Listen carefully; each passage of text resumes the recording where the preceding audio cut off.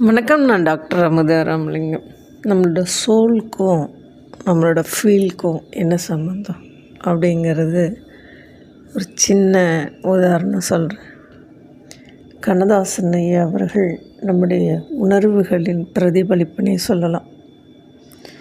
அவர் என்ன நினைக்கிறாருங்கிறத விட சமூகத்தை அவர் எப்படி பார்த்தார் அப்படிங்கிறத பார்க்கும்போது அவருடைய சிந்தனையில் சிலிர்ப்பு உண்டாகும் போதெல்லாம் வார்த்தைகளை வரிகளாக்கவில்லை, வாழ்க்கையையே வரிகளாக்கியுள்ளார்.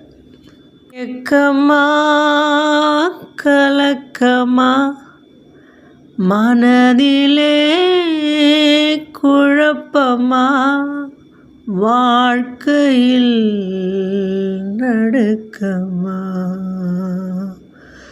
வாழ்க்கை என்றால் ஆயிரம் இருக்கும், வாசல் தோறும் வேதனை இருக்கும், வந்த துன்பம் எதுவென்றாலும் வாடி நின்றால் ஓடுவதில்லை, வாடி நின்றால் ஓடுவதில்லை, உனக்கும் கீழே உள்ளவர் கோடி, நினைத்து பார்த்து நிம்மதி நாடு.